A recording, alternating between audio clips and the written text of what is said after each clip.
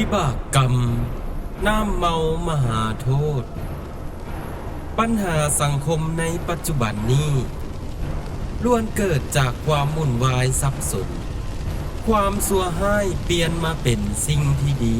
ความซัวห้ายเปลี่ยนมาเป็นสิ่งที่ย่อยอสิ่งที่ผิดเปลี่ยนมาเป็นสิ่งที่ถูกขนาดว่าดื่มสิ่งของมึนเมากับกายมาเป็นสิ่งที่ดีเด่นหรือคิดไปเองว่าเป็นการดื่มเพื่อเข้าสังคมซึ่งแท้ที่จริงแล้วการดื่มสุราของมึนเมานั้นเป็นการฆ่าตัวเองและยังเป็นการฆ่าผู้อื่นรอบข้างทางอ้อมนำสุราหรือของมึนเมาจึงจัดเป็นสิ่งเสพติดที่อันตรายอย่างยิ่งพระสัมมาสัมพุทธเจ้าได้ตัดโทษของการดื่มสุราหรือของมึนเมาไว้6ประการคือ 1. เสียทรัพย์สิน 2. พิษเถียงกันหุนแหง 3. เป็นบ่อเกิดแห่งโรคภัยไข้เจ็บ 4. เฮ็ดให้เสียชื่อเสียง 5. บ่ฮู้จักอาย 6. ตัดทอนสติปัญญาคนที่ดื่มสุราและเสพของมึนเมาได้ชื่อว่าเฮ็ดผิดศีลข้อ 5เมื่อจะตายละโลกไปก็จะเห็นกรรมนิมิตที่ตนเองได้เฮ็ดไว้และมีคตินิมิตดำมืดสนิทดึงดูดไปเกิดในนรกขุมที่5ในมหานรกขุมที่5นี้จะมีลำธารน้ำกรดไหลเป็นสายยาวเป็นจำนวนหลวงหลายซึ่งน้ำกรดเหล่านี้เกิดมาจากสัตว์นรกที่เป็นอดีตของผู้ผลิตน้ำเมาได้หากออกมาจนเป็นน้ำกรดสีดำถ้าอดีตชาติเป็นผู้ผลิตน้ำเมารายใหญ่ก็จะไปเกิดอยู่ปองภูเขาน้ำกรดขนาดใหญ่ตัวของสัตว์นรกก็จะมีขนาดใหญ่คือกันถ้าเป็นผู้ผลิตรายย่อยซึ่งมีหลายก็จะไปเกิดรวมกันในภูเขาน้อยใหญ่ต่างกันตามอำนาจของกรรมเหล่าสัตว์นรกผู้เป็นอดีตผู้ผลิตนี้ก็จะพากันหากออกมาเป็นน้ำกรดสีดำฮ้อนเป็นจำนวนหลวงหลายโดยบ่มีช่วงเวลาที่จะหยุดการผลิตเลยน้ำกรดสีดำฮ้อนนี้ก็จะกัดกินห่างกายของสัตว์นรกเฮ็ดให้ได้รับทุกข์ทรมานอย่างแสนสาหัสอย่างยิ่งจนกว่ากรรมจะเบาบางลงห่างกายของสัตว์นรกก็จะค่อยๆน้อยลงเรื่อยๆส่วนผู้ที่เป็นพวกที่ขายรายใหญ่และรายย่อยที่ทั้งขายและดื่มเองนำก็จะไปเกิดในบ่อพักที่มีเอาไว้ห้องหับน้ำกรดฮ้อนที่ไหลออกมาจากปองภูเขาน้ำกรดซึ่งได้มาจากผู้ผลิตรายใหญ่สัตว์นรกจำนวนหลวงหลายต่างก็แออัดยัดแยกกันอยู่ในบ่อพักแต่ละบ่อพักจะมีหลายขนาดตามอำนาจแห่งวิบากกรรมที่แต่ละตนได้เฮ็ดไว้เส้นบ่อพักขนาดเดียวบรรจุสัตว์นรกได้1ตัวบ่อรวมขนาดใหญ่ขึ้นมาแน่ก็สามารถบรรจุขึ้นมาได้10ตัวถึง100ตัวและขนาดใหญ่ขึ้นมาอีกสามารถบรรจุสัตว์นรกได้นับเป็นล้านตัวเลยถ้าสัตว์นรกพยายามหลบหนีขึ้นมาจากบ่อพักก็จะถูกนายนิรยาบาลเฮ็ดให้จมลงไปอีกบ่ให้ขึ้นมาได้ต้องทนทุกข์ทรมานเวียนตายเวียนเกิดแบบนี้นับครั้งบ่ถ้วน ส่วนผู้ที่เป็นอดีตนักดื่มน้ำเมา เพื่อมาเกิดเป็นสัตว์นรกก็จะถูกเหล่านายนิรยาบาลจับนอนกับพื้นแล้วนายนิรยาบาลก็ใส่กระบวยเหล็กฮ้อนตักน้ำกรดสีดำฮ้อนจากลำธารน้ำกรดจากนั้น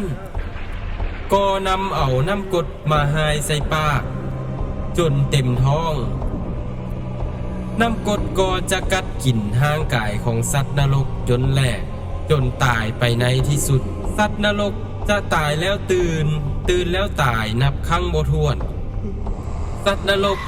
อดีตผู้ดื่มน้ำเมาทั้งหลายจะถูกจับหายด้วยน้ำกรดสีดำจนว่าแน่นแออัดเต็มพื้นที่ไปหมดสัตว์นรกบางพวกเป็นอดีตเจ้าของบริษัทโฆษณาขายน้ำเมาเมื่อมาอยู่ในมหานรกก็จะมีแต่ความหวาดกลัวและความสับสนอยู่ๆก็จะมีแก้วน้ำเมาเหล็กสีดำฮ้อนขนาดใหญ่ที่ตนเองเคยหับเฮ็ดโฆษณาตกหล่นลงมาใส่ห่างกายจนแหลกมุนตายในที่สุดต้องเวียนเกิดเวียนตายอยู่แบบนี้นับครั้งบ่ถ้วนส่วนพวกที่เป็นพวกนักคิดออกแบบโฆษณาขายน้ำเมาเมื่อเกิดเป็นสัตว์นรกก็จะเจ็บหัวอย่างหนักเพราะในสมัยที่เป็นมนุษย์ได้ใส่หัวสมองคิดอย่างหนักในทางที่ผิดหัวจึงไข้หนักขึ้นเรื่อยๆจนในที่สุดหัวก็จะแตกระเบิดเป็นตอนใหญ่ตอนน้อยและตายในที่สุดหลังจากนั้นก็จะเกิดขึ้นมาใหม่เพื่อท่าหับทุกทรมานในทันทีบางพวกอดีตนายแบบนางแบบโฆษณาของมึนเมาเมื่อเกิดเป็นสัตว์นรกก็จะถูกนายนิรยาบาลจับทกหนังออกแล้วนำเอาน้ำกรดสีดำฮ้อนมาทอกลงในห่างกายของสัตว์นรกนั้นจนห่างกายแหลกเหลวและตายในที่สุดอดีตนายแบบและนางแบบก็เช่นเดียวกันจะถูกเหล่านายนิรยาบาลมาลุมล้อมจับสัตว์นรกให้นอนหงายและจับทกหนังออกทั้งเป็นแล้วนายนิรยาบาลก็จะนำเอาน้ำกรดสีดำฮ้อนมาทอกใส่เนื้อสดๆเพื่อให้น้ำกรดกัดละลายเผาไหม้จนว่าเหลือคราบสีดำเท่านั้น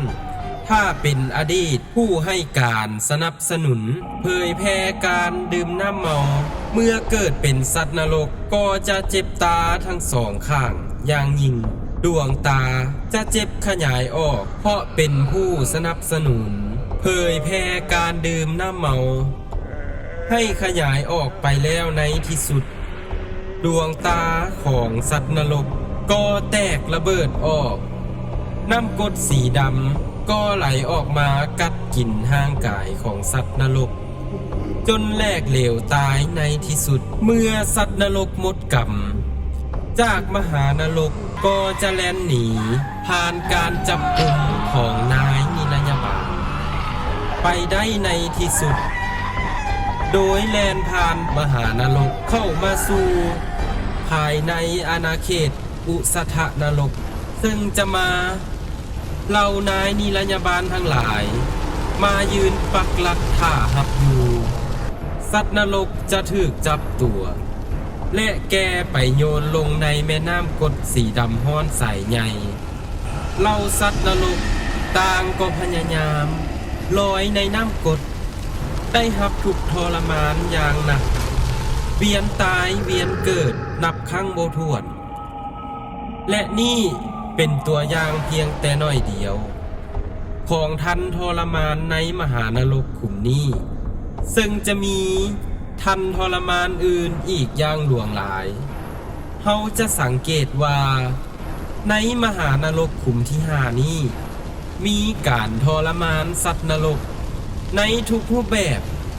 เนื่องจากวิบากกรรมในสมัยตอนที่ยังเป็นมนุษย์